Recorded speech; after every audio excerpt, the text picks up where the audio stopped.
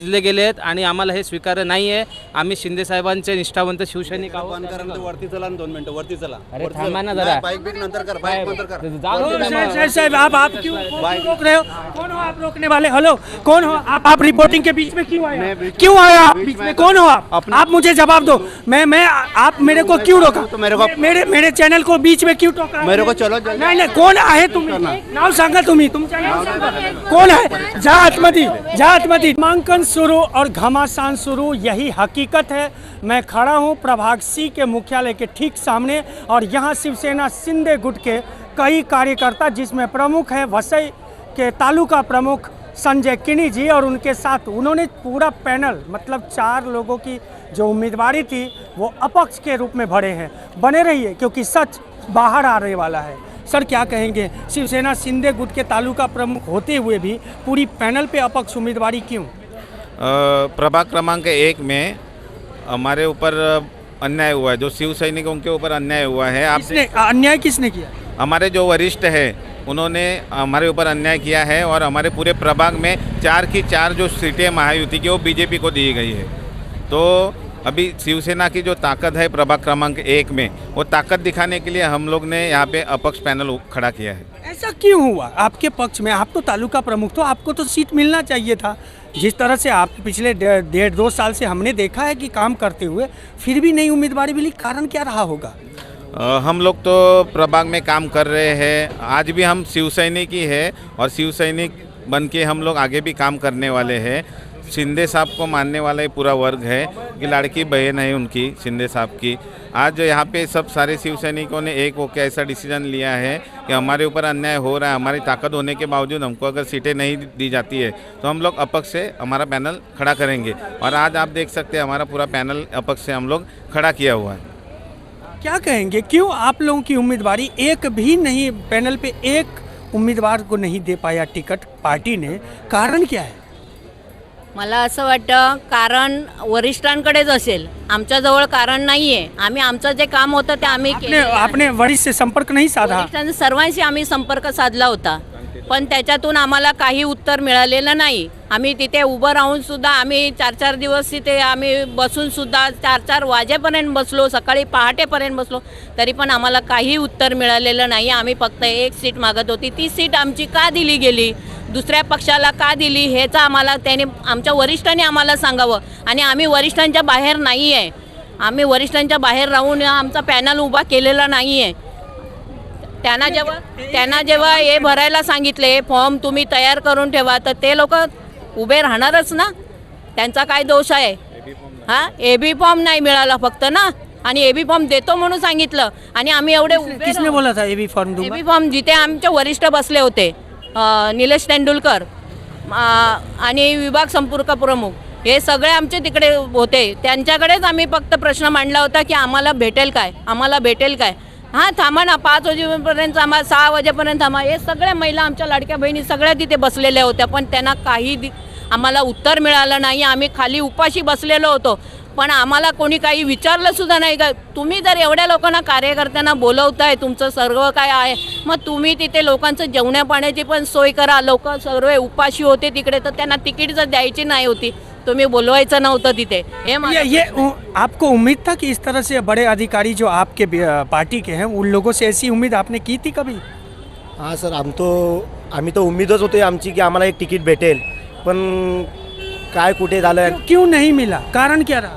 वरिष्ठांनी आमच्याबरोबर बंडखोरी केली। किनको मिला? आपकी सीट मिला की? आमची सीट बीजेपी वाल्यांनाच विकली गेली। विकली गेली म्हणजे? आमची जी तिकीट होती ती त्यांना दिली। तुम्ही आता बोलला ना कि बिकली गेली? हाँ बिक गया। हमारा ही टिकट था, जो एक टिकट, क्योंकि हम लोग को 30 तारीख तक बोले थे तुम्हारा ही टिकट है, तुम्हारा आपको ही मिलेगा, तो हमारा टिकट जो था वो बीजेपी को ही बिक गया। बीजेपी वाले ने खरीद लिया कि बेच दिया? खरीद लिया, हम बोल देंगे। अच्छा हाँ, खरीद लिया। ताई क्या कहोगे, खरीद लिया सीट? मतलब मैं समझा नहीं। किसने खरीद लिया? नहीं, इन्होंने बोला है कि हमारी सीट बिक गई। हमारी सीट बिकी गई ना, हमारी किसने 4 खरीदी आपकी सीट? अभी किसने खरीदी वो पता नहीं है, तो उनको ही पता रहेगा ना, जिन्होंने बेचा उनको ही पता रहेगा किसने खरीदा, कितने में खरीदा, कितने में नहीं। क्योंकि हमको पैसा या किसी भी मतलब भ्रष्टाचारी का कुछ भी लेन देन नहीं, हमको हमारा अस्तित्व चाहिए, हमको हमारा नाम चाहिए, पहचान चाहिए। उसके लिए हम लोग लड़ रहे थे। हमको हमारा नाम पहचान हमारा नहीं मिटाना है। हम शिंदे साहब के साथ है, रहेंगे और आखिर तक रहेंगे। जहाँ तक कि हमारा मतलब शिंदे साहब ने जो जो काम दिया वो काम हमने किया। मतलब एकदम बोलते हैं कि हमारा नाम हमारे प्रभाग क्रमांक 1 में बहुत है और हमको वही काफ़ी है जीतने के लिए। ताई क्या कहोगे, क्यों ऐसी हालत हुई प्रभाग 1 में शिवसेना के एक भी उम्मीदवार को अधिकृत टिकट नहीं दिया गया? सीट ही बिक गई और क्या बोल सकते हैं उसके आगे। सीट बिक गई। सीट बिक गई। ये बेचने वाला कौन था और खरीदने वाला कौन? अभी जो वरिष्ठ लोग हैं उनको ही पता रहेगा ना किसने बेचा है, क्या बेचा है। हम लोगों को लास्ट में मूवमेंट में पता चला कि ये लोगों की सीट गई करके। अभी ये देखो, ये प्रभाग 6 से खड़ी थी, प्रभाग 6 से खड़ी थी, तो उनको लास्ट तक बताया कि आप काम करो, हम तुम्हारे साथ है करके। एंड मूवमेंट में पता चला उसकी सीट बीजेपी वालों को बिक गई।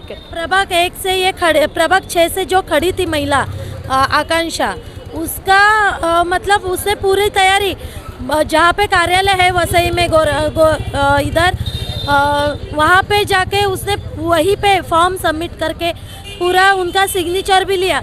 और जो पद पे नहीं थी महिला, सुरवे ना, राजश्री सुरवे, वो पद पे नहीं थी।